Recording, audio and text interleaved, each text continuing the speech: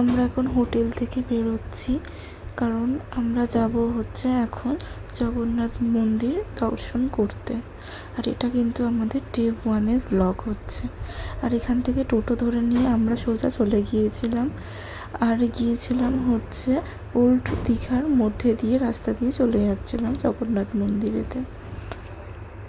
এখন এখানকার রাস্তাঘাট যা সুন্দর করে দিয়েছে, যা ডেভেলপ করে দিয়েছে, আমি যখন প্রায় আজ থেকে 7 বছর আগে এখানেতে এসেছিলাম তখন এত কিছু ডেভেলপমেন্ট ছিলই না। আর আমার এদের সাথে এসে তো খুবই ভালো লাগছে, কারণ এত কিছু ডেভেলপমেন্ট করেছে। আমি তো অনেক বছরই আসিনি, ইভেন আমার হাজব্যান্ডরাও প্রায় 3 বছরের মতন এখানেতে আসেনি। তারপর আমরা জগন্নাথ মন্দিরের সামনে গেটের কাছে চলে এসেছি। আর এই যে দেখো, দূর থেকে জগন্নাথ মন্দিরটা কত সুন্দর দেখতে লাগছে, এত সুন্দর আলো দিয়ে সাজানো হয়েছে। তো বেশ, তারপর আমরা ওখান থেকে হাঁটতে হাঁটতে ভেতরেটাতে ঢুকে গেলাম। আর ওখানেতে আমি ব্যাগ নিয়ে গেছিলাম, তো ব্যাগ চেকিং করে আরও জুতো খুলে ভেতরে ঢুকলাম। তো ওখানে দেখলাম যে 3টে গেটের পরে ঠাকুর দর্শন করা যাবে। আর এটা ছিল হচ্ছে প্রথম গেট, যেখান দিয়ে আমরা যাচ্ছিলাম।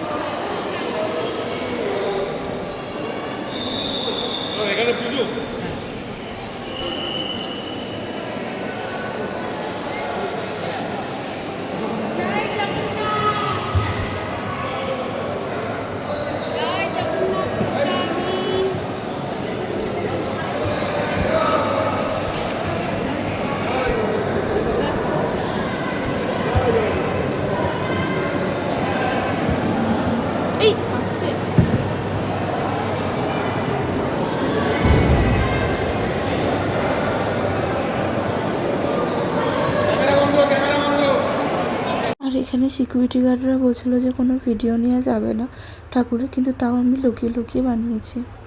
এটা হচ্ছে মন্দিরের একদম পিছনের পোর্শনটা। তো ওখান থেকে বেশ জগন্নাথ মন্দিরটা ভালোই লাগছিল।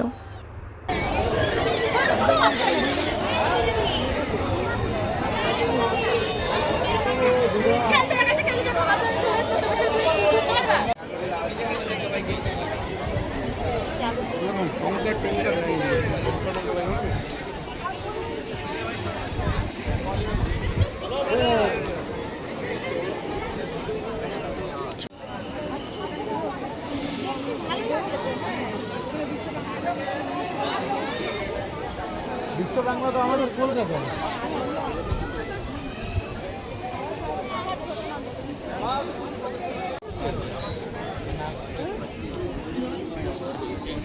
তারপর আমরা মন্দির থেকে ঘুরে আমরা নেমে পড়েছিলাম হচ্ছে এটা হলো যে ওল্ড দীঘাতে। আর আমি এখানে এসেছিলাম অক্টোপাস কিনতে। আর অক্টোপাস বসে বসে আমি এখানে সমুদ্রের ধারে বসে খেয়েছি। অক্টোপাস আর দই ফুচকা কিনেছিলাম। তো এখানে বসে বসে আমি খাচ্ছিলাম আর সমুদ্রের হাওয়া খাচ্ছিলাম। আর এখানে দেখতেই পাচ্ছ এত জলটা বেড়ে গেছে যে কি বলবো, কারণ দোল পূর্ণিমা আছে, তো সেই কারণেই আর কি জোয়ার চলছে, তো সেই জন্যই।